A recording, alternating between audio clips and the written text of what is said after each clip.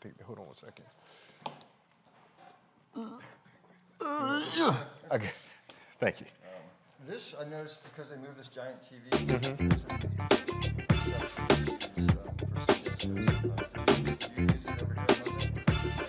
It was on my person on Monday. No, I was good with it. Good. I got you.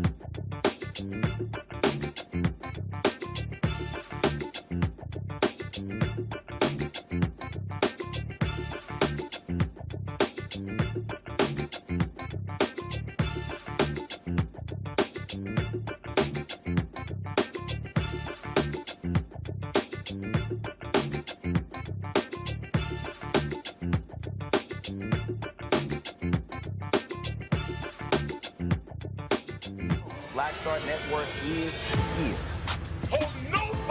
I'm real revolutionary right now. Support this man, Black Media. He makes sure that our stories are told. Thank you for being the voice of Black America, Roland. Stay black. I love y'all. All momentum we have now, we have to keep this going. The video looks phenomenal. See, there's a difference between Black Star Network and Black-owned media and something like CNN. You can't be Black-owned media and be scared. It's time to be smart. Bring your eyeballs home. You dig?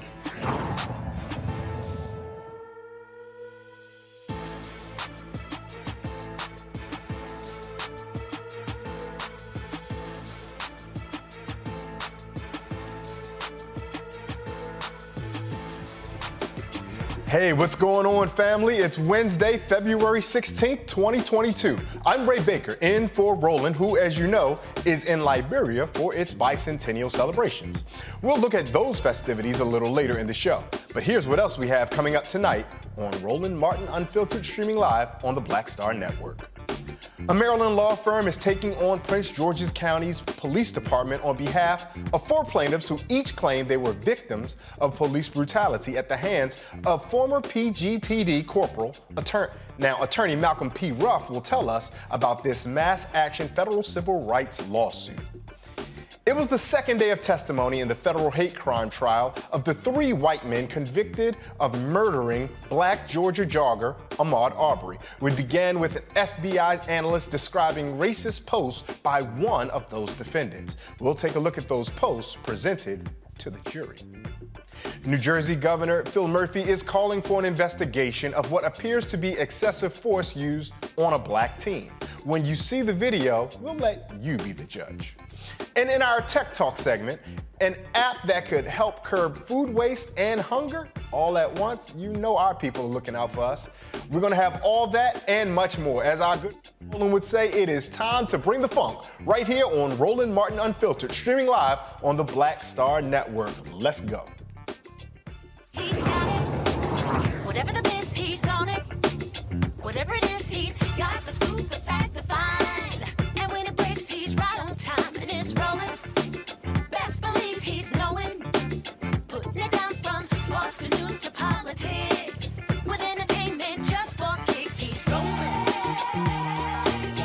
It's on go, y'all. It's Roland Martin, rolling with Roland now. He's funky, he's fresh, he's real, the best, you know he's Roland Martin now.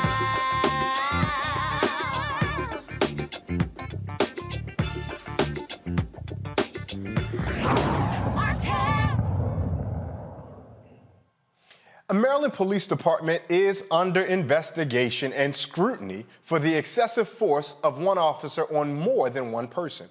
Corporal Michael Owen Jr. and the Prince George's County's Police Department are the defendants in a lawsuit filed by 4 men for, quote, physical, emotional, mental, and financial injuries stemming from the excessive force used by Owen. Now, Owen is in jail awaiting trial for second-degree murder charges for the 2020 murder of handcuffed William Green. Owen had had several instances of excessive force throughout his policing career, yet maintained his job. Representing the plaintiffs and the attorney is Malcolm P. Ruff, and he joins me now. Malcolm Ruff, thank you so much for taking time to join us here on Roland Martin Unfiltered.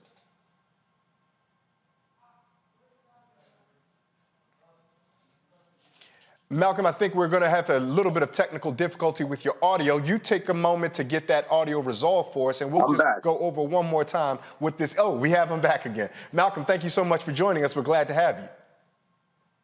Thank you, Ray. Thank you, Brother Baker. I'm much appreciated. I'm honored to be here with you to discuss this very important topic. Yeah, and so we're grateful that you're here because there's so much I want to unpack, because Prince George's County to the rest of the United States, particularly black folks, is looked at as almost an oasis. It's the wealthiest, last week I checked, wealthiest predominantly black county in the United States. But as we can see from what you have here, that doesn't necessarily mean that black folks are safe from the harm that comes with policing. Walk our viewers through exactly what happened. Let's start with the 2020 murder of William Green by Corporal Owen. Absolutely.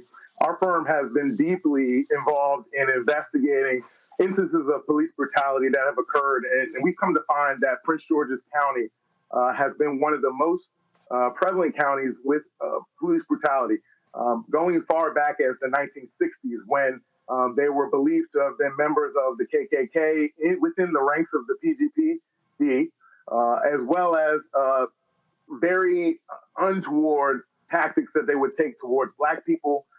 They used to use what were called death squads, and they would essentially entrap young Black men. And in the process of doing that, they killed 2 young men. Throughout the ages, the police department in Prince George's County has had numerous amounts of settlements and judgments against them for police brutality, numerous amounts of publicized incidents, numerous amounts of sustained findings of excessive force against its officers. And so all of that led up to 2020 and Michael Owen being in a squad car with William Green, who was a beloved member of his family. He was 43 years old, just a giant of a man, but also a gentle person. He was inside of that police car. He had been driving. He had been arrested for crashing. And when he was in that police car, handcuffed behind his back, Corporal Owen decided to shoot him 7 times through his torso. He actually missed one of those times from point blank range and ended up killing William Green very shortly thereafter. William did have conscious pain and suffering. There is video that is included in our lawsuit of William being dragged by these officers out of that squad car, breathing his last gasp of life. Just one of the most depraved acts of police brutality that's ever happened in this country. And ultimately, we were able to prevail upon Prince George's County back in September of 2020, in settling that matter for $20 million. But now we are looking to continue to hold this police department accountable because this rampant police brutality is indeed a pattern in practice within this department. It is something that is ingrained, in our view, in the Prince George's County Police Department. And there are additional victims within the year that led up to William Green's murder of Michael Owen, people that he assaulted, people that he used unnecessary force against and damaged them seriously, mentally, physically, emotionally, and financially. And that's why we brought this litigation to the federal district court here in Maryland. And that's a great place to leave us because I wanted to ask about that. One thing to talk about a history of a police department all throughout brazenly harming Black citizens. But at least in this particular space, it seems that we're identifying, at least right now, one individual who at the least had a pattern of behavior that would have told us that this unfortunate, violent, depraved outcome could have been anticipated based on his other actions. Am I misreading what it is that you're telling us? Absolutely not. It is our belief and based on our research and our investigation that the Prince George's County Police Department had very clear signs that this officer was going to create problems and potentially even do what he did, which was to ultimately take someone's life unnecessarily, unreasonably, and heinously. He had been involved in previous shootings, one of which we feel was very, very suspicious. He was cleared of those shootings, but he also claimed that he had PTSD from those shootings. He let Prince George's County know about that. They declared that he was partially disabled, yet they still let him remain on the streets. And he continued to brutalize victims. We identified no less than 9 previous victims of Corporal Michael Owen in his 10-year career. And these 4 gentlemen that I represent, Mr. Cofton, Mr. Harris, Mr. Gayard, and Mr. Patterson, they happen to have been the victims of this officer within just over a year prior to William Green's murder. Essentially, they could have been William Green, and they have serious damages, and that's why we feel the need to highlight and to bring forth to the public view exactly what's been going on in Prince George's County. The people in Prince George's County, the advocates and people that know what is happening on the ground are very aware. And there is a lot of turmoil over reform in Prince George's County. And this litigation is a part of the reparations that need to happen with the community in Prince George's County. So I'm hearing that, and I want to walk our audience through this bifurcation, if you will, with me, Attorney Ruff, about the individuals and the institution. Now, we seem like we've documented repeatedly the behavior of the individual, Mr. Owen, who, even if we take him at his word of suffering from PTSD, seemingly is ill-equipped to be responsible to engage with the public because of the traumatic effects of the PTSD. Now, I imagine that some who think that certain calls of police change, rehabilitation, reform, or even abolition would say, let's not go that far, folks just need more training. How would more training have played out in Mr. Owen's case? Well, I think that, only training can only get you so far. You have to look at the character of a person. You have to do comprehensive evaluation of the people that you employ, especially in the very important position of a police officer. So, the police departments all across this country are duty bound not only to make sure that they hire the right people, but also that they retain the right people and that they get rid of people that simply cannot do the job. There's no ability for those people to be trained in order to keep people safe and to keep them within constitutional parameters. But the bigger problem in Prince George's County really was that, in our view, there was no oversight. There was what we believe to be a condemnation of police brutality that was ingrained in the fabric of their police department. So there was a blind eye turned to all of these incidents. And that is no better depicted and displayed than in the case of DeMonte Ward Blake, who we also represent. And in that matter, we are intending very soon to file another federal civil rights lawsuit claiming that Prince George's County caused DeMonte to become a nearly complete quadriplegic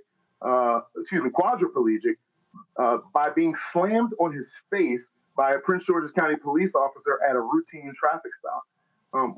Again, this is the same jurisdiction where all kinds of police brutality has happened. You have to look at people like the Habib brothers.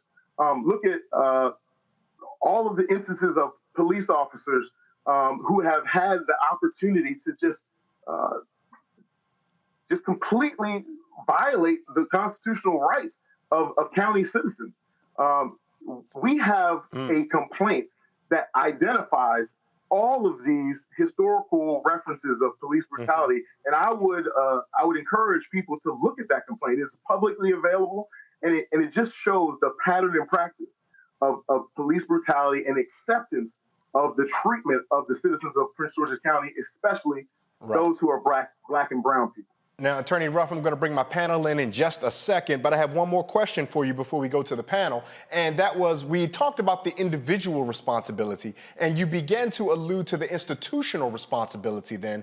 And so while the most leverage we have in the court of justice, particularly to borrow a phrase you use, is reparations, how do we ensure that rather than just raising the price of violence on county and city jurisdictions, we actually get them to begin to change the way they are going about practicing policing of their communities? Certainly. That's a twofold question. Number one, we have to make sure that we are lobbying our legislators and making sure that they know what issues are important to us. In Maryland, you saw last year a huge wave of police reform that was ushered in by advocates and politicians alike. That partnership is really what is necessary to prevail upon police departments to operate within constitutional bounds. But also, lawsuits like this are what's necessary to bring about change. This lawsuit is filed under what's a legal theory that follows a case called Monell versus the Department of Social Security, in New York City. That was a case that was ruled on back in the late 70s, but it is the only small window where a plaintiff can sue a municipality, a local municipality, directly. If you sue a police officer, that police officer's department may not necessarily be responsible for his actions. And that means that local government may not be responsible for his actions. But if you can prove that a local government has acted with deliberate indifference, as we believe that Prince George's County has, to the actual constitutional rights of its own citizens, then we can pierce that veil in federal court and file a direct liability against the municipality. And when municipalities are held accountable, then real change happens. With that, we want to bring in our panel. We have Monique Presley, a legal analyst and crisis manager, and Brianna Cartwright, a political strategist. I know you all have been listening to our conversation, and so Brianna, I want to invite you to offer any questions to Attorney Ruff that you might have given what we've laid out thus far. Yes, thank you so much, Attorney Ruff. I, as another attorney within this field, I've seen a lot of these issues. And one thing you focused on was lobbying legislatures. And so I would like if you could go into a little bit more of that. I know that in the Florida legislature, Representative Dottie Joseph created stricter laws that occurred, raised the penalties that would be given if this kept on occurring. So I just want you to talk about how people who maybe not attorneys, but lobbyists or people who are activists, what they can do in order to strengthen our movement in helping state by state protect our community. Absolutely. Like I said, in Maryland last year, we had really huge sweeping police reform. Maryland, if you might know, is the home, the founding place of what's called the Law Enforcement Officers' Bill of Rights. It's been employed throughout the country, not everywhere, but it started here in Maryland. And essentially it gave wide sweeping protections to police officers administratively in dealing with discipline and dealing with collective bargaining. It essentially was a collective bargaining agreement that was codified into law. And it made holding police officers accountable very, very difficult. Well, in Maryland last year, we decided to completely repeal the Law Enforcement Officers' Bill of Rights and to allow our people, our citizens, to file complaints and to have those complaints considered seriously. But moreover, we also made changes to the Public Information Act laws here in Maryland to make it less cumbersome, less of a hurdle to get information about bad acting officers. Those types of laws were created through coalitions of advocates, community members, politicians, and lawyers, amongst other folks. I give big shout out to the ACLU. I give big shout out to Leaders of a Beautiful Struggle, Out for Justice, and the Job Opportunities Task Force. These are organizations within Maryland who have been champions of legislation that is for Black people and will help Black people overcome the oppression that we faced historically for years and years and years. So for young people, for people that are watching the show, find those local advocates that are really on the ground, that know what what the pulse of their community is, and how to make action happen in your local government, in your state government. And it will be effective, and it is needed for us to bring change. I appreciate, Attorney Ruff, that you shouted out the local organizations in Maryland, because this being a national show, even an international show, so many people might think that needs to be a national or international solution, but the work is done in very small grassroots spaces, and then that becomes contagious because Maryland borrows from whatever New York is doing, borrowing from Florida, Florida is borrowing from Alabama, Alabama's borrowing from Ohio, Ohio from North Carolina, and so on. I know that we're also joined by Monique Presley, and Monique Presley's an attorney, so Ms. Presley, if you have a question that you would like to offer to Attorney Ruff, we'd love to have you offer that question. Sure. Congratulations just on moving forward and trying to take a stand and bring more light to these issues. They certainly need it. But what do you think your chances are with, I believe it's 4 plaintiffs, right, with 4 different kind of separate incidents?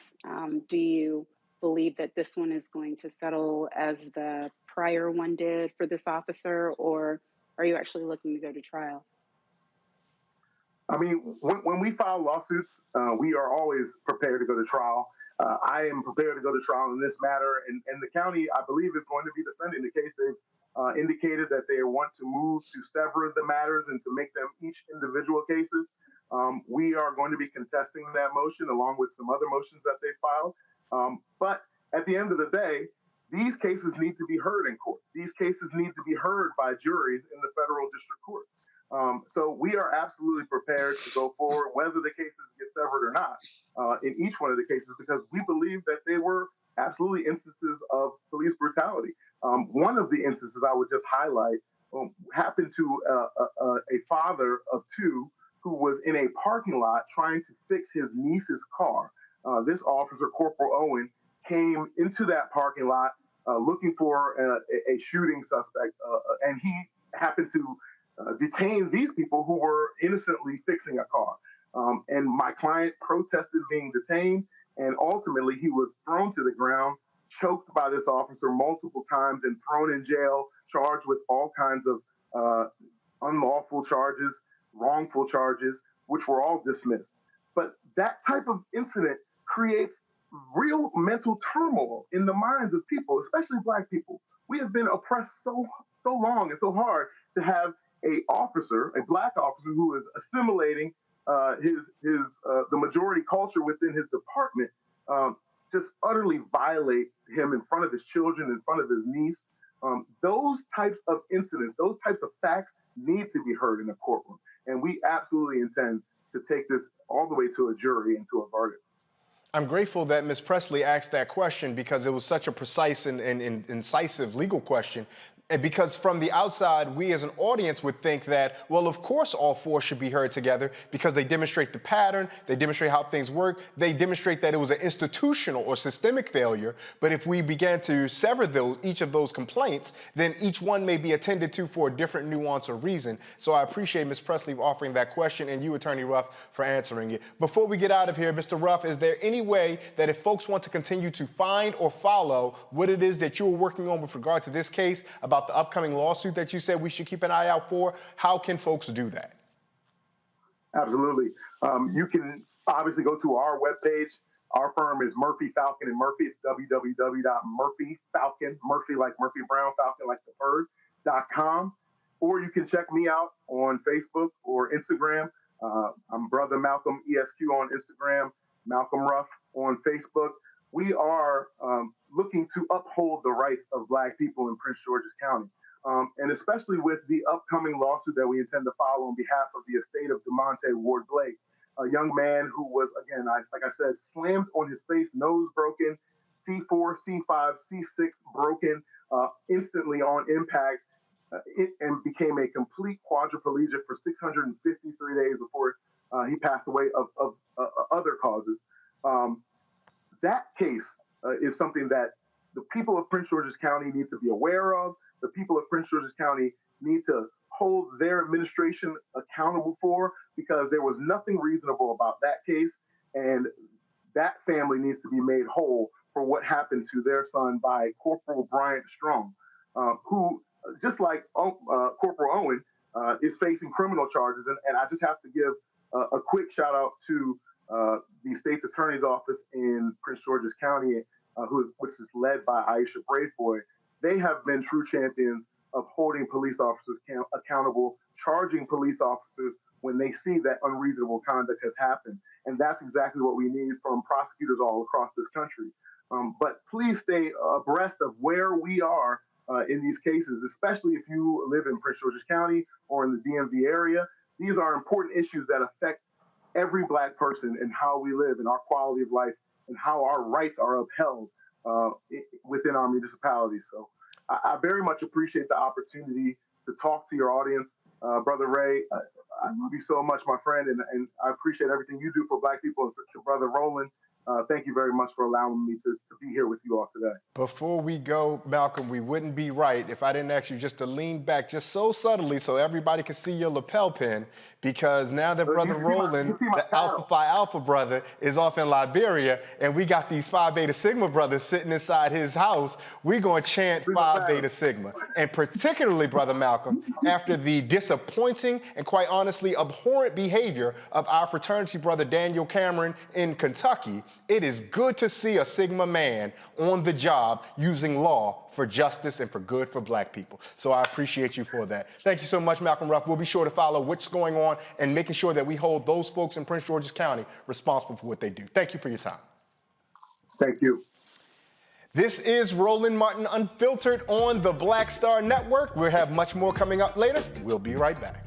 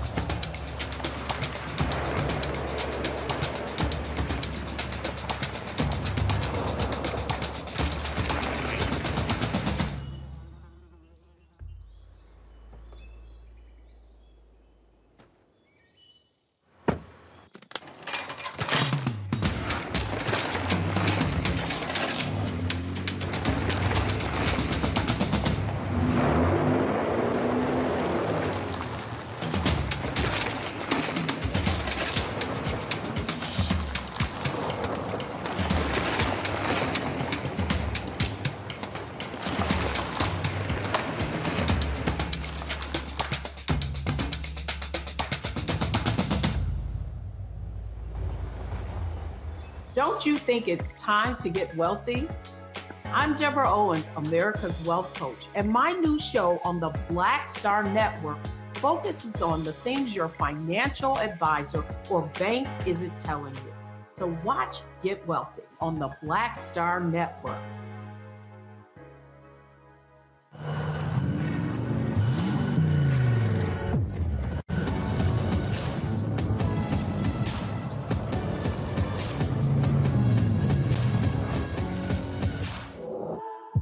Pull up a chair, take your seat at the Black Table with me, Dr. Greg Carr, here on the Black Star Network. Every week, we'll take a deeper dive into the world we're living in. Join the conversation only on the Black Star Network.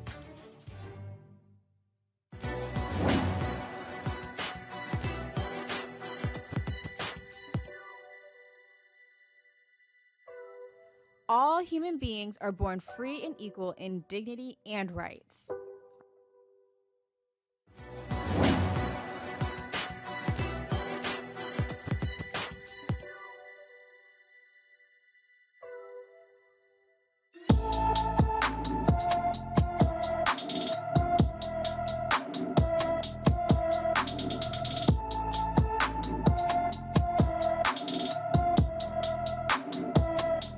Fourteen-year-old Autumn Tucker has been missing from Riverhead, New York since February 12, 2022. Autumn is 5'3" tall and weighs 235 pounds with black hair and brown eyes. She was last seen wearing a brown coat, white sneakers, and has a gold hoop nose ring. Anyone with information on Autumn, we ask that you please call the New York State Missing Persons Clearinghouse at 1-800-346-3543. 1-800-346-3543. A man in Louisiana who spent 44 years proclaiming his innocence gets his conviction vacated and charges dismissed. Vince is a free man after a judge ordered a new trial after discovering evidence that could prove his innocence was not turned over to his defense team. Simmons says he credits God and God alone for his release. Yeah, and I still got some work to do. Yes, you do. Because we have a lot of people in here that needs help. Yeah, right. And they're in here bad. And God got me on a mission to free his people. That's right. Amen. Like he said, told Moses in the Bible, free my people. That's right. That's right. And that's what I'm here for. The evidence included medical records indicating no signs of any assault. The dismissal of the charges happened with the consent of the two alleged twin victims. Again, joining us with our panel, Monique Presley, legal analyst, crisis manager, and Brianna Cartwright, political strategist. Ladies, Monique, start with you. When we hear these kind of cases time and again, are we supposed to be encouraged that justice eventually gets it right? Or are we still discouraged that it takes so long for justice to happen for Black folks? Well, I don't want to say discouraged, but no is not the most encouraging thing in the world. But it's not just that justice takes so long for Black folks, it's that it's disproportionately longer than others. So the prison pipeline system that is mass incarceration in this country, which we know is disproportionately filled with Black and brown people, also each year, the Innocence Project said like 10,000 a month people are being convicted who are not guilty, who have been either coerced into copping a plea on something or have been mis-ID'd. And so those numbers are very hard to keep up with. And programs like the Innocence Project and national defense lawyers, they can't do all that work. And so that's why it takes so long, because they have cases and cases and cases that need to have attention paid to them. And it's all part of a larger system of injustice. Brianna, your thoughts? And yeah, I agree on that. Innocence Project has been doing hellacious work in this field for years. I remember many of my law school classmates who were part of the Innocence Project. So there's a lot of, because they aren't able to do as much work, they even start in law school and trying to get as many people as possible participating in these problems. 44 years to serve for something that you did not do is a long time. And I will say, though, once that 44th year comes, they're still grateful, which is shocking to me, that they're released instead of wrongfully going through the death penalty or even longer. So, you know, as it was stated, we can't get discouraged. We can just try to do some mental health work and rest up and keep going forward to try to get the justice that we need. It is a long road. It's a marathon, not a sprint. And so it is easy to, as you said, get discouraged. But just knowing that there's many people that are affected by this, I think helps for us to still stay on the road to justice. Brianna, my follow-up comes to you first. When we see this type of grievous error, it just looks like the state, and I don't necessarily mean Louisiana, but the state apparatus throws their hands up and says, my bad, you're free, all good, where there's no repercussion or consequence that would discourage this future prosecutorial misconduct, quite honestly. What is our way forward then to try to discourage the state from even imprisoning folks for 44 years wrongly? I totally agree. And I think that's the most disturbing part, is the fact that, okay, 44 years, oh, well, we admit that, you know, we're wrong and now you're free. But that person endured a lot. And so I do think that there should be mechanisms in prosecutorial misconduct. I do think that there should be economic penalties. I do think, you know, honestly, because prosecutors come from the taxpayers, people go in and out in regards to how is that money going to be spent. But I do think that there's not enough penalties for the mistakes that we are seeing, it going from prosecutors, but as we also said, to the police and all of these tax-paying funds we give, and we see them poorly affecting our community and not actually helping our community. And so I think that there should be more talks about what we can do and mechanisms we can take in order to try to alleviate the problem.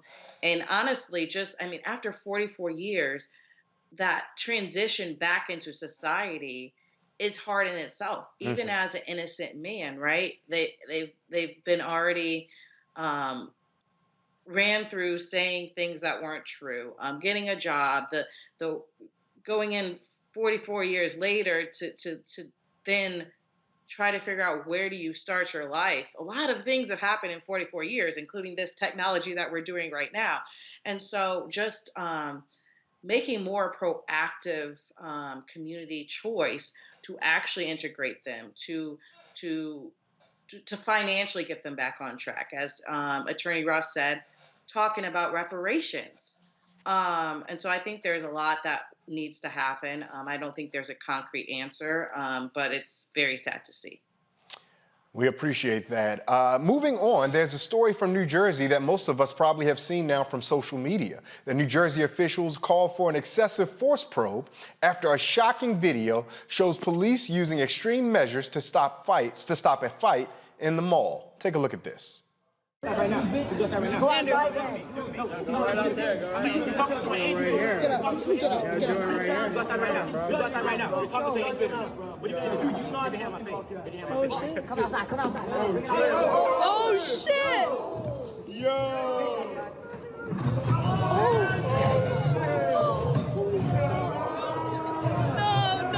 No, bro. Chill. Brian, get out. Brian, leave. Holy shit. Nah, nigga, what the fuck? Holy shit. Oh no. Holy fuck. Yo, it's because he's black. Racially motivated. The disturbing footage even caught the attention of New Jersey Governor Phil Murphy, who tweeted this. Although an investigation is still gathering the facts about this incident, I'm deeply disturbed by what appears to be racially disparate treatment in the video. We're committed to increasing trust between law enforcement and the people they serve. Well, I'm going to bring our panel back in on this. Monique, when you see this, I do appreciate Governor Murphy's words, right? Because there are things that we clearly see in the video that, while that may not be the entire context of what's going on, we have to trust us, right? What's the old adage? Who are you going to believe, me or your lying eyes? So we want to believe what it is that we see. So we appreciate the governor even acknowledging that all of us see something that doesn't immediately pass the smell test. But once we've gotten the governor's recognition, as we've been wrestling with and trying to think through all day, what next? Oh, it's going to be a lawsuit, and I hope that it is swift because the decision making here is clear. What we watched, and I swapped text messages with Attorney Crump a little earlier today. I hope that he takes this case because what we witnessed was like trademark Exhibit A for what racial bias looks like from law enforcement.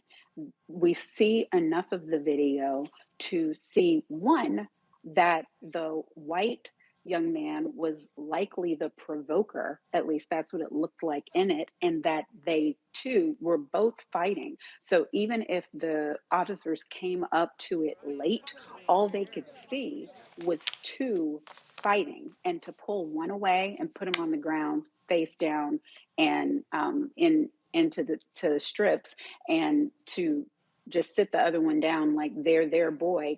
No, that's improper training. That's racial disparity. It's constitutional violation, and it should be pressed immediately. And those officers should also have consequences. Brianna, when you see this video, what is your takeaway? So I am very confused. And I say that lightly. Only thing I can think of is racism. Because when the officers came, the white boy was on top of the black boy.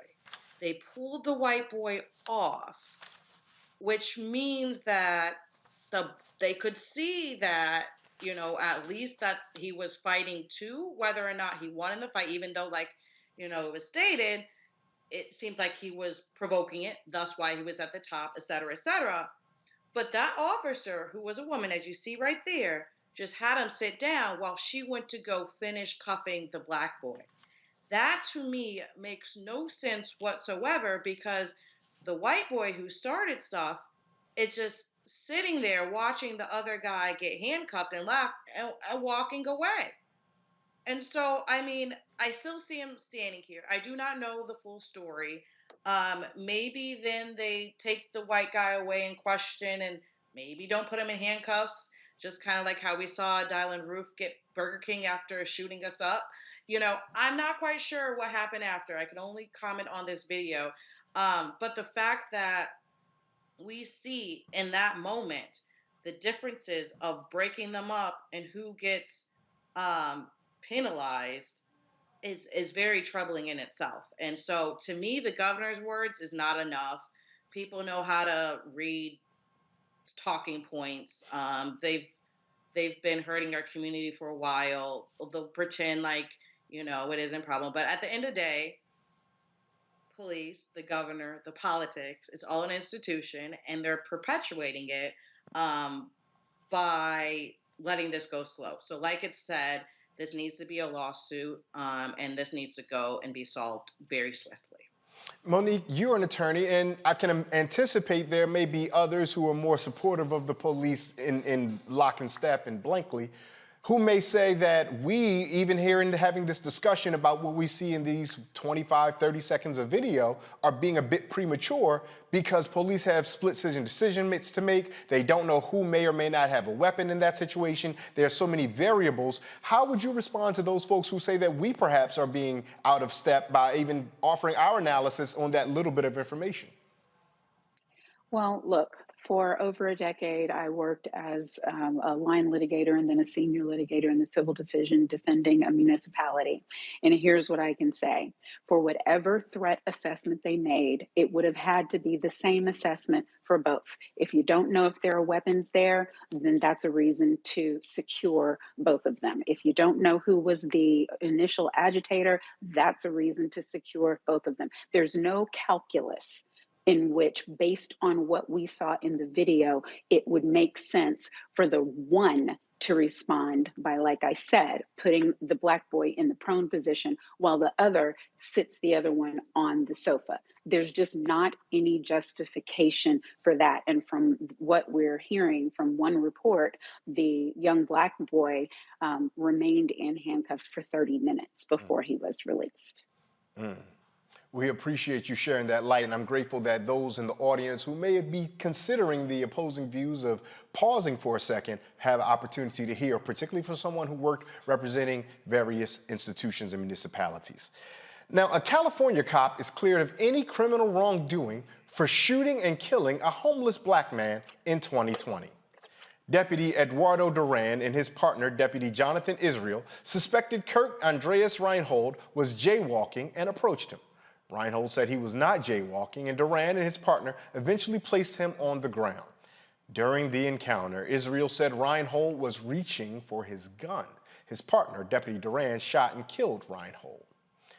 The Reinhold family says Kurt was mentally ill and not reaching for gun, but flailing for help. The family is suing, claiming the homeless outreach team and the sheriff's department is, quote, ill-equipped to deal with mentally ill subjects and disproportionately targets and detains persons of color in Orange County. And again, that's in California. Brianna, it feels like today we're just hitting everybody with stories about how police and the systems and institutions that are otherwise here to protect us, or at the very least serve us, are harming us time and again. Or I can anticipate there may be some who think that we traffic in radicalism who would say, well, we're just cherry picking all of the bad stories. But it feels to me more that we are documenting the, as we said earlier with Mr. Ruff, the pattern and practice of law enforcement officers when it comes to their treatment of black folks all throughout this United States. How do you see this? Are we cherry picking the bad stories? You can feel free to be honest about us if we are just doing something out of line or out of step here.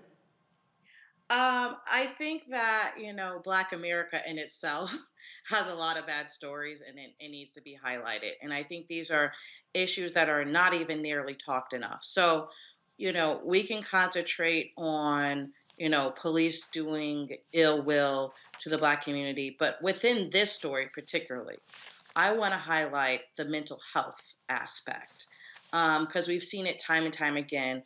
And I'm so sorry, I can't remember because there's a lot of these that go on in a lot of different states. But there was a child that was mentally ill, and they were actually calling the police just for mental health aspects. And it ended up where that child got killed, because there's not enough teaching within police force in how to respond to mentally ill people. And I will specifically say, as someone who lived in Los Angeles, not Orange County, but not too far from Skid Row, and how they treated homeless people. And so that within itself is a problem, right? And so in the California culture of what I've seen, even going up to Northern California, of being able and being for it to be culturally right in California to pick with the homeless. And we've seen where we've seen in Atlanta where they take the random arrest of people at homeless, or they see legislation comes in that panhandling is illegal, so now we can pick them up. And so there's a lot of issues within homelessness in itself. And a lot of people who are homeless do have mental health issues, or more than likely they would not be homeless. There's a huge aspect. There's a lot we can go into it in the sense of hard to take care of them as a family, finding those resources, and going back to one of the Minneapolis is the key thing, if we can say, of why we started the movement of defunding the police. There's a lot of funding in the police department that could be allocated elsewhere to help for these issues.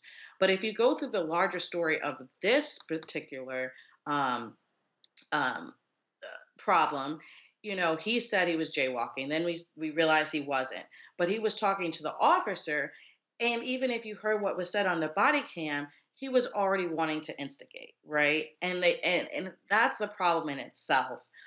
Thinking, oh, well, this is going to be innocent. We're going to do X, Y, and Z. And this person who isn't in the right mental state is fighting back because they're like, what's going on? I'm just walking.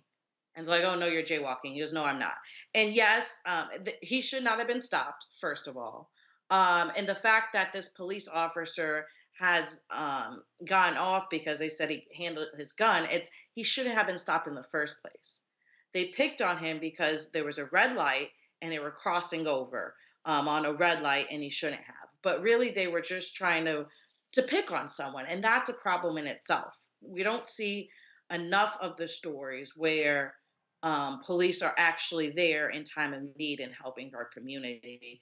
And so, I mean, for the whole cherry picking thing, I don't know, even if we are, the fact that this is happening and we can pick so many instances in just this one day of recent is a problem in itself. Monique, I think about that, and you've worked in around municipal governments and things of the sort. Ruth Gilmore, the prison abolitionist, says that what we do when we warehouse people in prison is ultimately throwing away those waste people, those people that we don't want to be seen. Our homeless populations in so many of the various cities in the United States, we try to push them as far to the margins as we can because cities want to put their best foot forward and look as presentable as they can. Is there a better way that cities can then deputize or engage their resources, their law enforcement officers, if they're going to use those mental health professionals, social workers or care workers, if we have them in their cities? Is there a better way to engage our vulnerable, houseless population and our mentally ill population that does not have to result in these types of violent encounters? Well, those are two different things, right? So what happens with the homeless population where there isn't the presence of mental illness really involves people who are absent housing and the need to create additional spaces that are safe for them to be temporarily while they are getting back on their feet. And some cities have great programs for that, others do not. So we model the good ones. But where police encountering a mentally ill person is concerned, there should be specific units. There are mental health professionals and rapid response units that should always be called. They should always be called when you're encountering someone that you believe is having a mental challenge, or when a family member is saying that they're having some sort of psychotic break. Because if you get an officer in close proximity with another person and all they have to use is their taser or their gun, then you best believe there's going to be drastic consequences. So the officer being cleared is because of a decision that at the time that he used the gun, that was the justified thing to do. Nobody backs all the way up to understand that the entire scenario did not have to happen, should not have happened. And overall, it is a dehumanization of Black bodies. I've said this on the show over and over and over again. We are not seen as human, because when we are seen as human, we are treated with respect, even when it is suspected that we are doing something wrong. That is the obligation of law enforcement, and none of that was met in this case. Monique, I do want to push back on something that you said. You kind of separated those two issues of the difference regarding those who may be without homes and those who may be mentally ill. But we do know that an overwhelming number of our houseless population are folks who struggle with mental health, substance abuse challenges, and that substance abuse is directly related to their mental health challenge. And so in those ways, if we separate those things, aren't we making it more difficult for us to address the true solutions by separating them? No, because what an officer does on the street is one thing, and what we do with the unhoused, whether they have medical issues or not, whether it's a drug issue or whether it's another mental health challenge, oftentimes when you provide housing facilities that are full service facilities, then they're getting the care that they need. They're getting opportunities for therapy. They're getting opportunities for a room for AA meetings. All of those things are involved in transitioning a homeless person from the streets to successfully being in society. So cities that do that well have all of it included. But my point is, none of it should be happening at the hands of law enforcement. That the way that the homeless population is treated, whether it is with regard to housing or mental health challenges or drug abuse, none of that should be at the hands of the police. And when police encounter someone on the street, whether they are homeless or not, if there is mental illness afoot, or if you suspect they're drunk, or something that's causing them to act not in their right mind, the very first thing to do is take space, unless they are unsafe, like unsafe to themselves, about to harm themselves, take space and call for a triage unit that knows what to do in that circumstance. A net is not a gun. A net could have solved that. So I just want to, I'm Go ahead, Brianna. I just want to push back a little bit too. Monique, I totally hear what you're saying and agree that the police is not the solution. I am just wondering, I guess, because of my lack of knowledge in the states that I've lived in, what would you say would be the model cities that have this and the triage to call? Because of the ones I've lived in Los Angeles, Miami, DC, and New York. And of what I've seen, and those are major cities, what I've seen is mostly the police handling that. So if they were to step back and give space, where, who would they call? And is that already in place? Or are you saying that we need to distribute those funds to somewhere else where that they can take back some space and call that triage? So the EMTs are trained in how to handle a person that's having mental health challenge. And to me, I believe that the EMTs are a better call, or a call that should come from the police if they're encountering that. But in places like DC, Houston, Baltimore, Boston, there are rapid response units within the police department that handle mental health issues. And so they're called different things in different spaces. But when you are in that environment where you are dealing with someone, we've seen cases where someone refuses to answer the door. We talked about that on this show a couple of weeks ago, where if they had just left the man alone, called some mental health specialists, worked their way in that way, then he would still be alive right now. But they insisted as law enforcement on doing the only things that they're trained to do, which is secure the threat, secure perimeters, shoot to kill. It's, they have a shorter list of things that they're able to do. But if you look at where housing is concerned, even the District of Columbia, which last year was having a tremendous problem, well, at pandemic time, year before last, was having a problem with the unhoused, but many of them would stay around where the shelters are, waiting for an opportunity to go in because there are services and programs available. The issue is capacity. And so that is a way that funding has to be allocated federally, statewide, and locally in order to ensure that people who need it have the help they need when they need it, so that they are safe and off of the street. We hold a great deal of optimism that what Monique offers as a suggestion can come to fruition and save lives, but we are sadly reminded about exactly what happened in 2016 in Miami, Florida, when mental health therapist Charles Kinsey was shot by police when he was tending to his autistic patient who police interpreted as a threat. Moving on, I have another story I want to get to before we run out of time. A preschool in Massachusetts gets shut down after a teacher had toddlers participate in a blackface activity to celebrate Black History Month.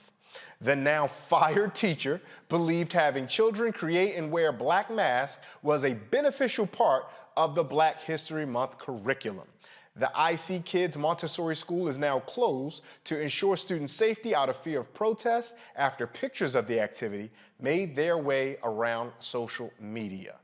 Now, the school apologized on Facebook saying, "In closing, we would like to end by saying we have had a multicultural, diverse staff and families ranging from African American, Spanish to Asian.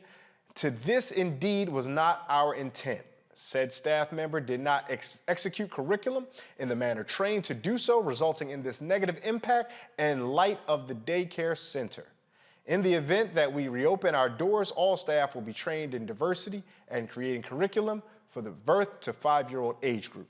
We would also aim high for a more diverse staff with strong childcare background and knowledge and experience. Multicultural issues in childcare or other mandated professional development will be done continuously throughout the year." I've been putting so much on y'all lap, so I'm not gonna ask for too much from any of you, or Monique or Brianna, on this. But Monique, you hear this story and an educator thinks that dressing children up in blackface is a good idea, and you think what? I mean, that's just a mess. But the thing that even struck me about it is, I hope people don't let it by as that teacher making some sort of innocent mistake, because everybody knows that Black people aren't Black like that piece of paper. So even to do that and to not use all the hues of what Blackness is to teach a real lesson is why it's so hideous. I mean, it's obvious that the intent was not good, not just that it wasn't thought out. Brianna, what's your read on this? I think it's hideous because it shows, once again, of the institutions, right? Which school is an institution, police is an institution, we can go on, but the institution of education has started at a young age of 3 years old. So ingraining children at this age for this type of behavior is absurd. And to say, oh, and definitely during Black History Month, because they should be talking about the like Monique said, the wonderful hues of Blackness, what it is to be Black, the history we've made, the strides, the accomplishments, promoting us and the benefits of it. And they decided to take something and deduce it down to a paper. So even if you were trying to describe of the history of when blackface occurred, I don't know if that's the proper. I do know it is not the proper. It is not right. Right. to teach that to 3-year-olds. Right. Yeah. And I think the thing that we could take away here, if nothing else, is even if we give the teacher the credit for the naivete that Monique rightly says that they don't deserve, but even if we walk through the exercise of extending them that credit, do they not know actual black people and what we look like? Do they not know the various hues, as Monique said, and Brianna has pointed out, the hues and shades in which we come? Well, you know one way they can learn? By watching the Black Star Network right here. We're going to have much more Roland Martin Unfiltered right here streaming on the Black Star Network. We'll be right back.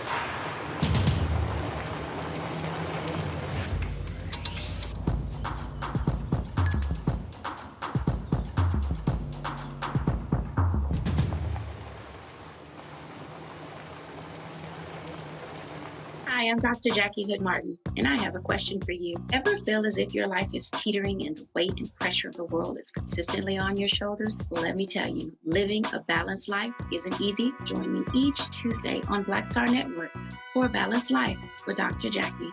We'll laugh together, cry together, pull ourselves together, and cheer each other on. So join me for new shows each Tuesday on Black Star Network, A Balanced Life with Dr. Jackie.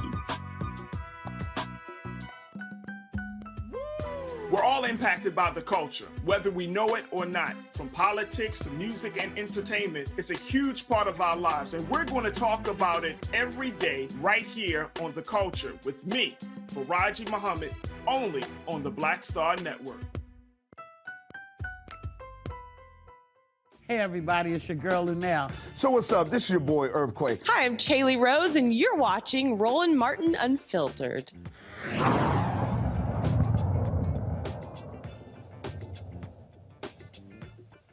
In Georgia, an FBI intelligence analyst walked jurors through dozens of text messages and social media posts where 2 of the 3 men convicted of killing Ahmaud Arbery repeatedly used racial slurs. Here are 2 text messages Gregory McMichael sent. Quote, "White Irish slaves were treated worse than any other race in the United States." Close quote. He also said, "0 ends work with me." We know what that dreaded N-word is. Days before Arbery was shot, William Roddy Bryant learned his daughter was dating a black man. He sent the text saying his daughter has her ends now. Arbery's father, Marcus Arbery, hopes the words from the men who killed his son were motivated by race. He believes they were motivated by race. Take a listen. I'm just glad the world see it. You know, that's what I'm glad about. I'm just glad the world see what kind of hate, man, that hate African-American people that were running our streets. And hate our children. I got grandbabies. And I seen a little baby on the stage dancing. Oh my a little goodness. baby. My Lord. Don't matter if you a kid, black, that kid ain't did nothing to you. You hate that baby too because he black. Man, that's a sickness. We understand that passion that he speaks with. Joining me now are attorney Gerald Griggs, president of Transformative Justice Coalition, Barbara Arnwire, and Daryl Jones, the chair of the Transformative Justice Coalition. Thank you all for joining me. Ms. Arnwire, I'm going to get started with you. The tension there. we would think that that emotional peak would have come already and it would crest by now after the resolution of the state trial. But seeing these heinous text messages, I can only imagine invoked and rose that same frustration, tension, anxiety, disappointment, and hurt all over again in the courtroom. Is that accurate? Well, yes, because they're having to do the entire case over. So they have to introduce everything that was introduced in the murder case, plus layer on top of it all the hate crime motivation. So it's significant that this case is bringing out new evidence that we never heard of before. The state case was as thorough as it could be with weeks, but here we are hearing evidence that we never heard, not just the hate crime digital evidence, not just the digital forensics, as they call it, but we're actually hearing about things like Travis McMichael. Not only did he have all this hate, but we found out that his dad, when Ahmaud was shot and killed, that his dad went over to Ahmaud's body while he was still breathing and moved his arms and did not try to render any aid. The only reason why he moved his arms, he claimed, was that he was trying to see if he had a gun on him. Now, the man is lying in the middle of the ground street, gasping for air, trying to breathe, dying visibly. He's got his white shirt has become red with blood, and he's shot in the center of his chest, and his hands are all messed up. And you're talking about looking for a gun?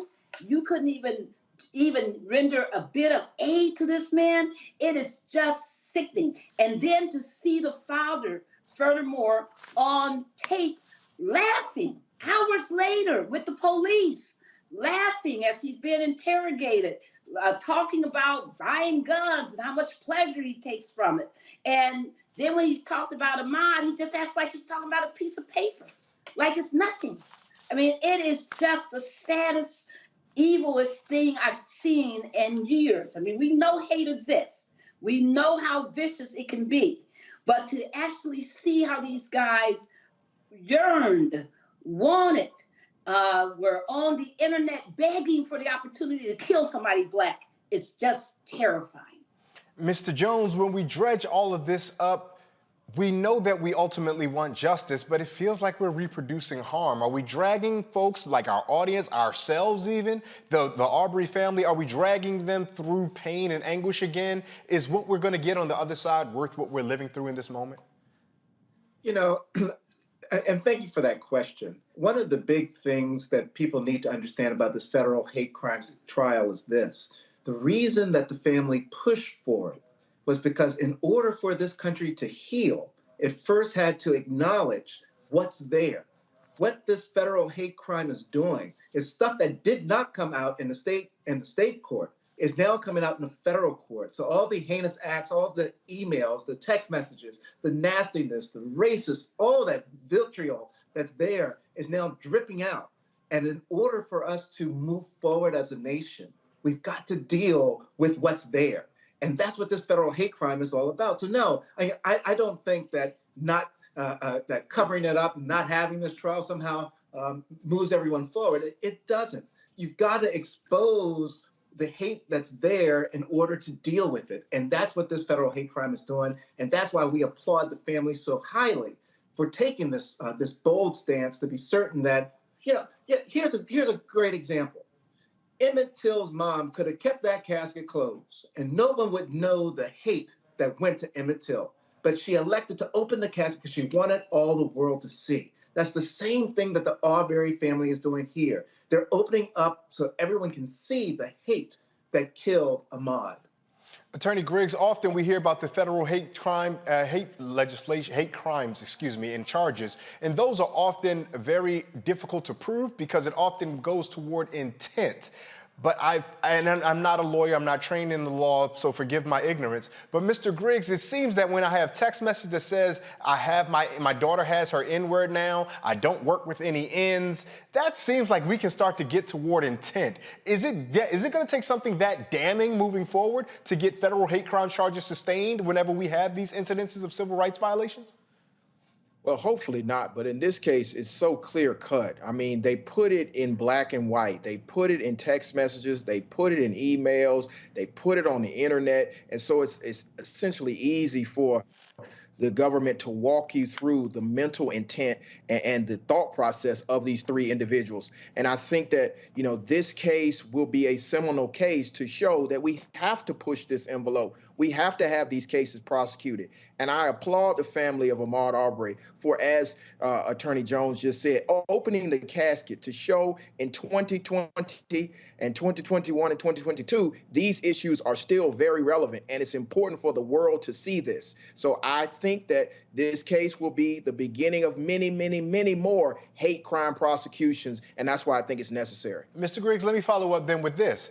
If this is indeed the seminal case that you say it is, but we also said that it was so thoroughly and grotesquely documented, does that mean that that will then become a bit of our burden of proof or our standard moving forward for federal hate crimes?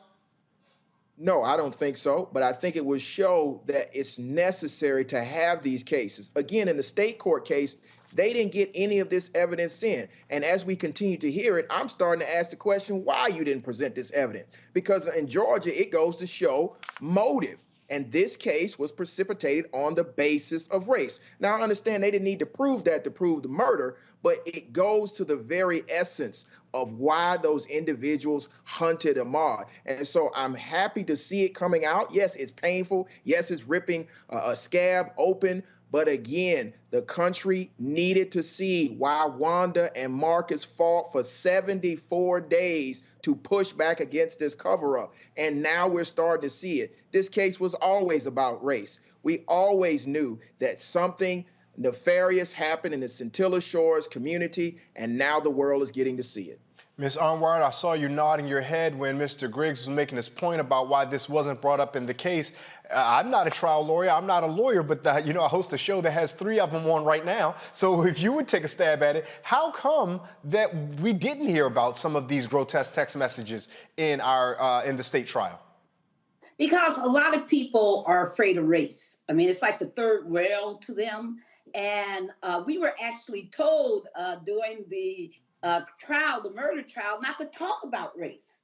And I said, excuse me, I am a civil rights, racial justice lawyer. What do you think I'm going to talk about? And so there was this attempt to just try to make this about, right or wrong. But even at the end of that case, remember, Linda Donikoski had to say it was because of they said a black man was running down the street. She had to go back to the race or she would not have had any credibility with the jury. But what I want to really bring forth to everybody today is one of the testimonies that we heard today, one of the emails, was Travis McMichael, the one who did the actual shooting of Ahmaud, talking about he wished he had a Taurus, but a Taurus is a gun, would only kill 5 people.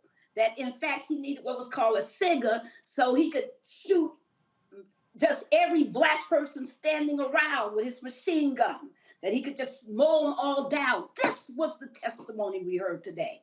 That's the kind of hate that was in his heart. It wasn't just he was saying the N-word. It wasn't just he was saying he didn't want to be around black people. He was talking about how he could just kill and slaughter black people. And that wasn't the only email that he talked about that repeatedly. He talked about his desire to kill black people. That kind of animus is absolutely ugly and should not be tolerated. I want you to know that Ahmaud's father, Marcus, he finds today to have been liberating. Absolutely liberating. Mr. Jones, we're going to give you the final word on this. From being in the courtroom and experiencing this, we know that for Black Americans, this isn't really exclusively about Ahmaud Arbery. We wrap our arms around his family. We love them. But we know that Ahmaud Arbery could be you, could be myself, could be Mr. Griggs, could be Ms. Arwar, could be any of our panelists.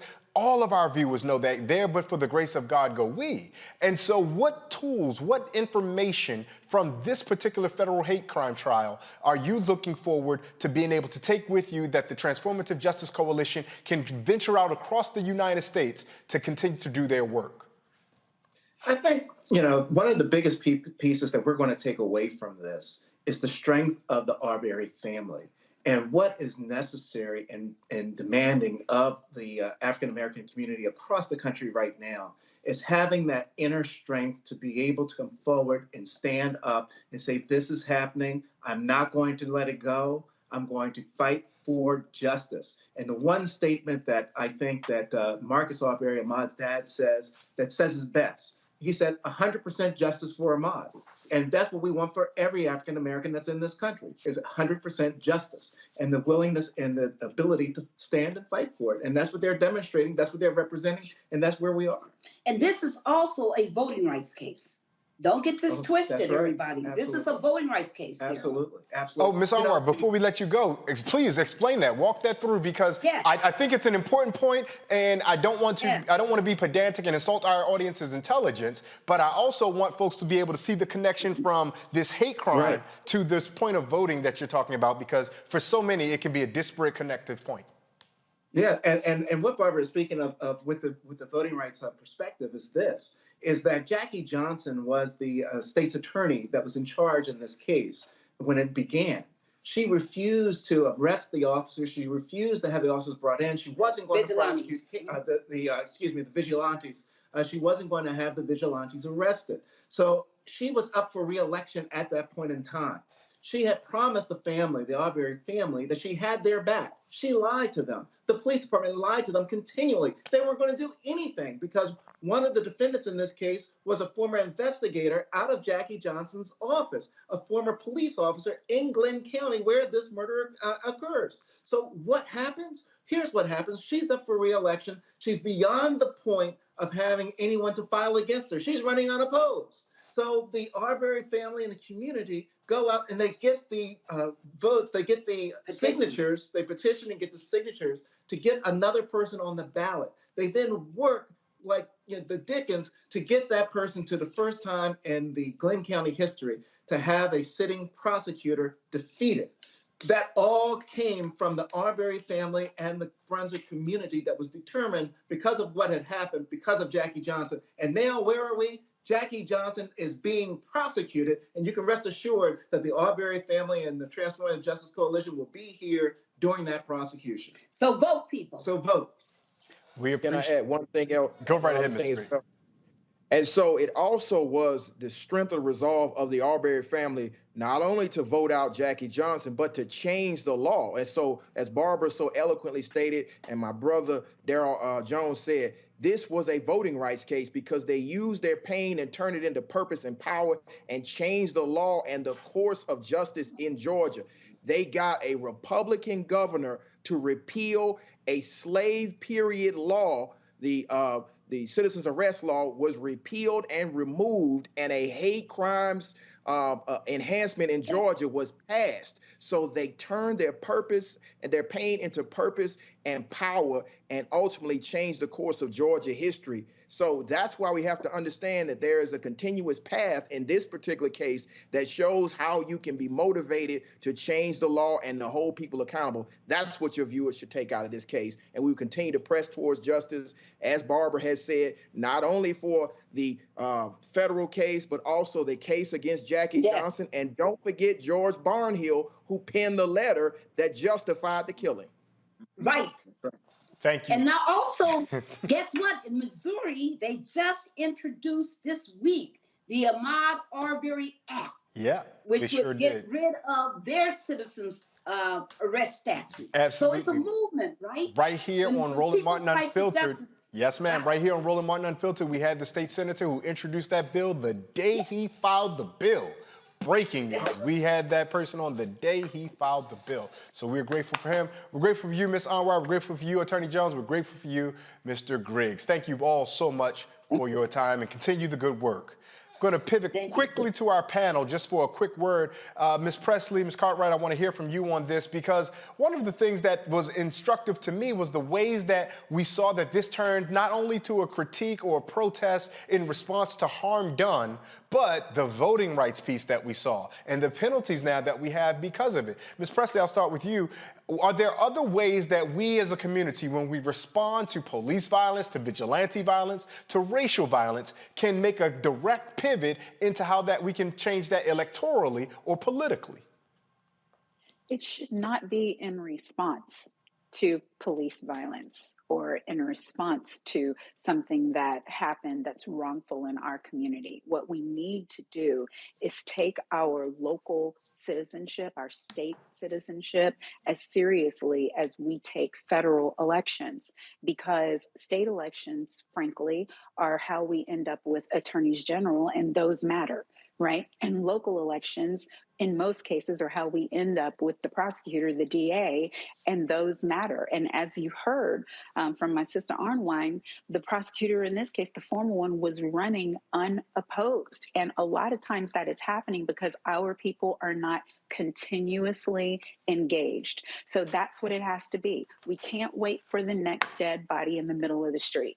It has to be the case that we know who is governing us, and we move to change it to have people of conscience who care about our civil rights in those positions of power. Brianna, I've got to get to one story, so I apologize for not giving you an opportunity to get a word in on this, but I do want to make sure that I get this next story in because I think it's important that our viewers know it. Now, we just found out that it seems that the Minnesota prosecutors who successfully got first and second degree manslaughter convictions for the April 11th killing of Daunte Wright is having a change of heart when it comes to sentencing Officer Kimberly Potter. In court filings this week, prosecutors said a sentence under the state's guidelines of slightly more than 7 years would be proper. Now, prosecutors initially said aggravating factors like abusing her authority as an officer warranted a sentence above the guideline range. Potter's attorneys are asking for probation. Potter's sentencing is scheduled for Friday. And there is more news even in the state of Minnesota, particularly when we go to Minneapolis. Considering all that we saw there and thinking about, unfortunately, the violence and shame that police have enacted on so many of our family, friends, and loved ones there, we're reminded about the recent murder of Amir Locke. Tomorrow, family and friends will say their final goodbye to Amir Locke, the 22-year-old black man shot by Minneapolis police executing a search warrant earlier this month. The funeral service will be held in the church that hosted the aforementioned Daunte Wright's funeral last April, and the Reverend Al Sharpton, who sadly officiated Wright's funeral, will preside. Again, for those who may not remember the story, on February 2nd, a SWAT team member shot Locke as officers were serving a search warrant in a St. Paul homicide case shortly before 7 a.m. Locke's family says his death was an execution and calls for the ban on no-knock warrants throughout Minnesota. Disappointing and heartbreaking stuff nonetheless. But you're watching Roland Martin Unfiltered. We'll be right back after this break.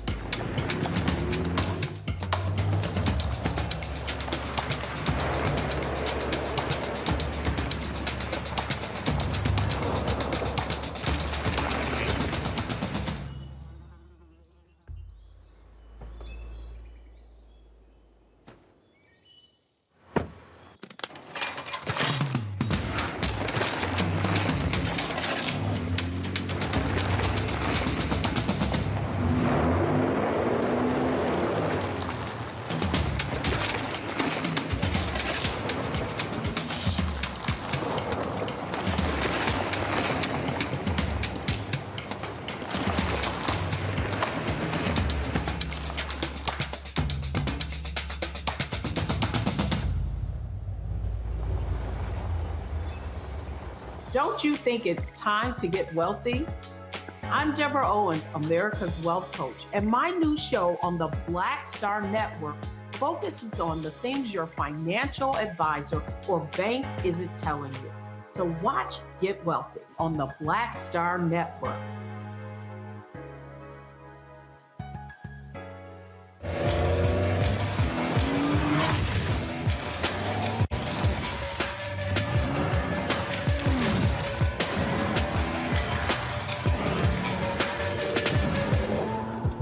Pull up a chair, take your seat. The black tape with me, Dr. Greg Carr, here on the Black Star Network. Every week, we'll take a deeper dive into the world we're living in. Join the conversation only on the Black Star Network.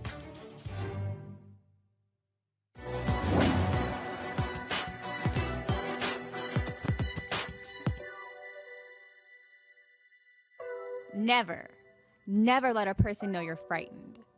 Novelist and poet Maya Angelou.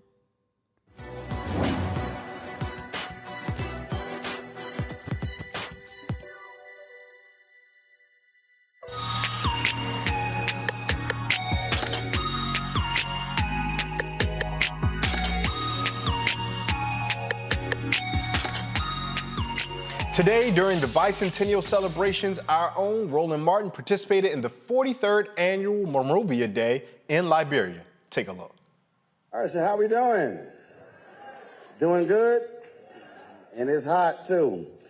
So we're not going to be here all day. But I'm from Houston, so this is not a big deal. Where's the Houston delegation? Y'all said there's a Houston delegation. Where's H-Town? All right, I'm just checking. All right. Let's see, before I talk, we're going to do this here. Hold on one second. We need a selfie, so here we go. All right, so we're gonna do this side of the room right here. Okay, hold on, we're gonna do this side of the room over here. Now smile, I got 3.5 million followers, smile. Okay, there we go, all right. Certainly glad to be here. This is my third visit to the continent, the first time here in Liberia when I had your ministers on my show, Roland Martin Unfiltered, and also our network, Black Star Network, in, I think it was September. They said, we would love for you to visit. I said, well, we could do better than that. I'll actually come here and do my show. I said, because I own it, so I don't have to ask anybody. So we've actually been live streaming this event all day back to the United States. And we've also been, of course, you stream the event on Monday. And that's important because when you own, you can make those decisions. You don't have to ask anyone's permission. And it's also about telling our story. On March 16, 1827, the nation's first black newspaper was founded. It's called Freedom's Journal. In the third paragraph of Freedom's Journal, they wrote, "We wish to plead our own cause. Too long have others spoken for us." And the reality is, for African Americans and also people on this continent, unfortunately, other people have been speaking for us, telling our narrative, telling our story, and no one can better tell our story than us. And it should be told by folks who look like us, who sound like us, and it must be controlled and operated by us. And so what this also represents an opportunity for us to be able to not only share with what's happening here in Liberia, but there's so many African Americans today who have no understanding of the unique history when it comes to this country, and also people of African descent in the United States. Those who are from Virginia, those who are from Mississippi, the 12,000 or so who travel here in a 30-year period. And so the ability to be able to share with them the information is important, because if the next generation has no understanding, then you will not have any connection, if you will. And so it was great to hear my brother from Providence, Rhode Island, because I've been to Providence for the Jeffrey Osborne golf tournament. And whenever we come for the golf tournament, we actually double the black population, because ain't that many brothers and sisters in Providence, Rhode Island. Yeah, you know I'm not lying. So when we come there for the golf tournament, Jeffrey's glad to see all the brothers and sisters come to town. But it really is about us being able to share and tell our story. I appreciate all the different remarks, but I'm also someone who believes in action and moving forward. It's interesting, as you were talking about being able to create sort of this historical markers and these landmarks. I was actually at the hotel today. I was at the monument. We were taking drone shots and doing things along those lines. And I was sharing with my brother, the minister here, was sharing with him about what can be done to be able to tell this story. And so I appreciate ideas, but I also appreciate money. So for me, do understand the way I operate is I appreciate partnerships, but I always ask how much. And so you have been having conversations with the mayor. So what I want to know is how much to create that historical zone is going to cost.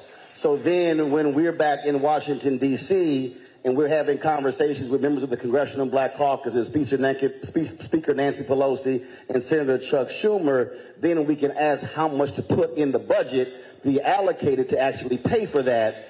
And so I will promise you this here, and then I'll take my seat.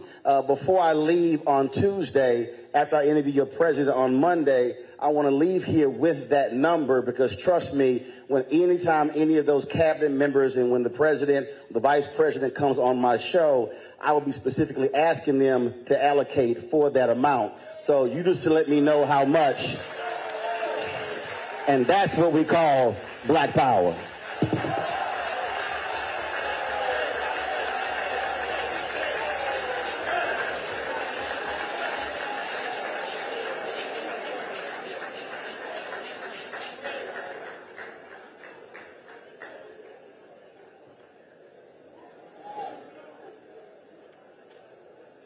Another round of applause for that amazing speech.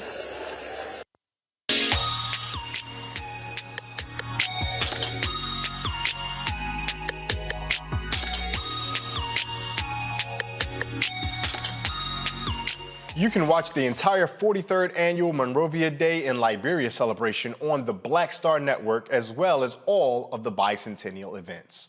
Roland and the Liberian RMU crew will be covering all of the festivities. Coming up, we got much more coming up. You're watching Roland Martin Unfiltered on the Black Star Network. We'll be right back.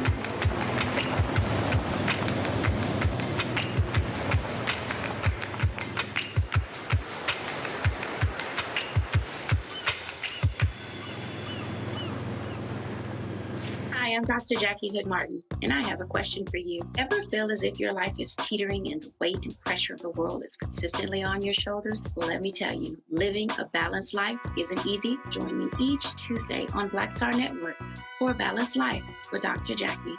We'll laugh together, cry together, pull ourselves together, and cheer each other on. So join me for new shows each Tuesday on Black Star Network, A Balanced Life with Dr. Jackie.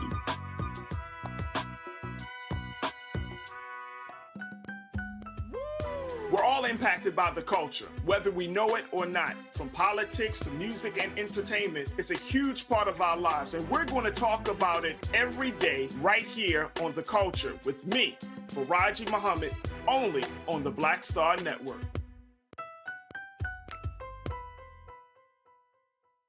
Hello, everyone. It's Kiara Sheard. Hey, I'm Taj. I'm Coco. And I'm Lily. And we're SWV. What's up, y'all? It's Ryan Destiny, and you're watching Roland Martin Unfiltered.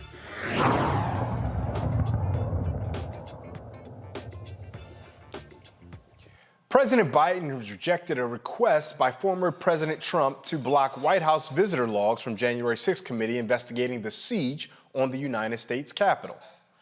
White House counsel Dana Remus wrote to the National Archives that Biden determined executive privilege is, quote, not in the best interest of the United States and therefore is not justified, close quote.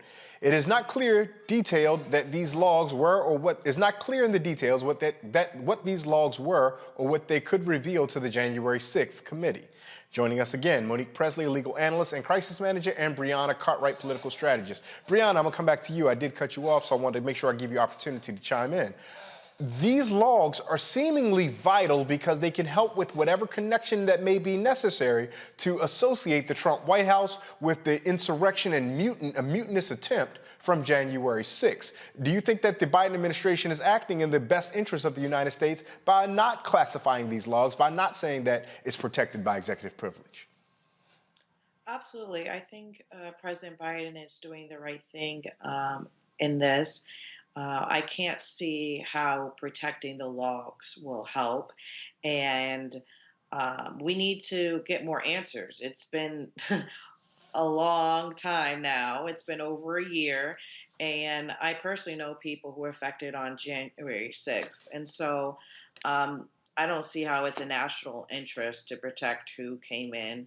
And especially because a lot of people who are going to receive the logs will be underprivileged as well. And so will be regulated on how to share it and keep it confidential and so forth. So I don't see it as an issue.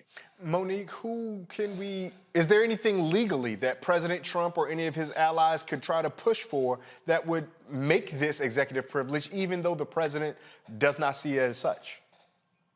No, because the asserting of the privilege belongs to the office of the president. It doesn't belong to the individual. So whomever is in office is the person who would have to assert that. And in this case, it's President Biden.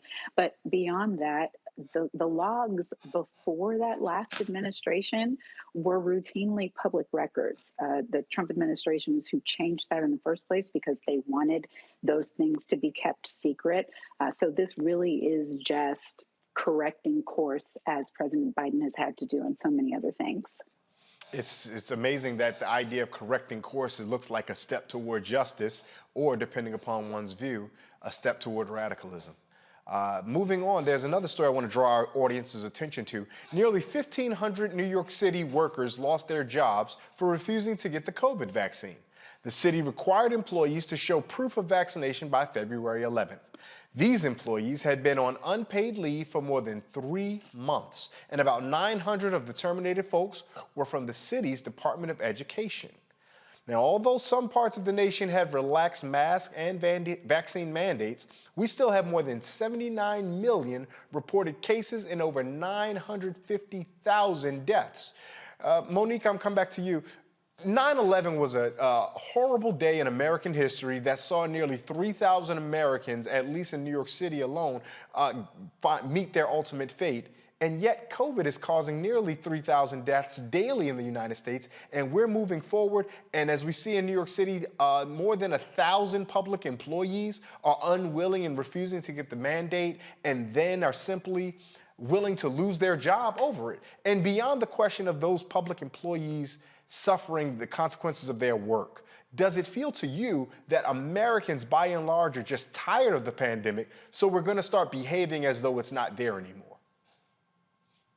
Well, I'm sure some feel like that. I mean, God knows I'm tired. Many are tired, but the recent polls that they conducted said that the majority of Americans are still in favor of mask mandates for schools and are still in favor of having to show proof of vaccination. So perhaps people are tired, but they still want to be safe and are on board with what's necessary in order to be safe. It's unfortunate that those New York employees made a different choice, but they've been not paid by that job for over 3 months. So I'm sure at this point they have had to make other arrangements. Brianna, what is your read on this? I mean, I appreciate what Monique offered just now, and so many Americans are experiencing this pandemic, this endemic at this point, this ongoing new reality that we live in. They're experiencing that in so many different ways. So I invite you to share with us how you're experiencing it and how you make sense of all of this. Yes, I agree with Attorney Presley. It's better to be safe than sorry. And they had the ample opportunity to get vaccinated. It's the right thing to do. It's just the safest thing for our country. There's people that are drastically dying. Just because you're vaccinated does not mean that you're not going to get COVID. But at least you know that we're reducing deaths by hospitalization. And so as a labor attorney, I do not like to see people lose their jobs. However, we need to keep what is the best interest of our children and our nation. And at this point, I do believe it's still mask mandates and vaccinations. It seems to me on the question of mask mandates that, of course, that we would see declining cases, declining hospitalizations, and all of those metrics that we look at because we just had a violent spike that caused so much death and hurt so much harm to so many people. And so if nothing else, even those of us who may have gotten COVID in the Omicron variant and were asymptomatic, so many people now have this built up antibody that if we relax the mask mandates, I fear, and though I'm no science and healthcare professional, I fear that we may invite ourselves to another variant. Now, before I let everybody get out of here, Monique, Brianna, I saddled you guys with police story after police story after police story, badgering, seeing violence upon black folks, violence upon black folks, blackface. I gotta make sure we get out of here with us feeling something good. So there's another example of black excellence, and it's Dr. Susan Collins, who will become the first black woman to lead a federal bank. Now, the important thing to know here is that the Harvard alumni will become the president and CEO of the Federal Reserve Bank of Boston on July 1st. The international macroeconomist currently serves as the provost and executive vice president of academic affairs at the University of Michigan. Go Blue to all my folks out there who would support. She has worked as a professor, a dean, director, and research scholar throughout her extensive career. Monique, I always dropped all these bad police stories in your lap and told you to legally tell me what idea or what recourse we have. But when you see this story about this dear sister getting this position, what is your takeaway and what do you hope that it inspires in others? Well, look, all Black everything. Happy Black History Month. I support Black women without equivocation and am thankful for her setting this kind of example, and for it to happen during the month where we celebrate the accomplishments of our people is even better. Brianna, I want to come to you. Totally agree. As Higher Height says, hashtag Black Women Lead. And I love to see the Black excellence, and hopefully more kindergartens learn about this versus the other stuff. And so I'm very happy to see this, and congratulations, and hope to see more follow in her footsteps. And we thank both of you, Monique Presley, Brianna Cartwright, Black Women Lead, right here on Wednesdays on Roland Martin Unfiltered. And before we go, here's a reminder for you HBCU juniors or seniors. Time is running out for you to apply for that scholarship from Roland and McDonald's. If you attend an HBCU and Thurgood Marshall College Fund member institution, you can submit your application for the chance to receive a $15,000 scholarship. The deadline is February 28th. That's coming up real soon now, so make sure you mark your calendars. Go to tmcf.org for details on how to apply. Now, in addition to the free money, scholarship recipients will also have the opportunity to engage with McDonald's executives working within their respective fields or study. Well, that does it for us here at Roland Martin Unfiltered. I want to thank the panel, Brianna Cartwright and Monique Presley. They held us down so excellently here. Always want to thank the technical and production staff for doing a fantastic job behind the scenes that helps bring us this wonderful program that informs and excites. I want to say good night and goodbye to the Facebook community, the YouTube community, and those watching on the Black Star Network. I love how we check in, we talk to each other, and build community among one another while we feed ourselves the information and dialogue that we need. Thank you for joining us here on Roland Martin Unfiltered, streaming on the Black Star Network. Our girl Reese will be here for you tomorrow, and if you haven't done it yet already, download the Black Star Network on all of your devices. And if you would like to support us so we can continue bringing the stories that matter to us, then we need you to go ahead and click all those buttons: Cash App, PayPal, Venmo, Zelle. We're streaming on Facebook Live, YouTube, and Twitter, so make sure you support us there and download the Black Star Network. As I said before, our good sister Reese Colbert is going to be here in this chair for us tomorrow, and I will be back on Friday. We all pitching in to do our part to hold down the seat for our brother Roland as he celebrates with our kinfolk over in Liberia. And in parting, let us remember the words of the Yoruba proverb that if we stand tall, it is because we stand on the backs of those who came before you. God bless.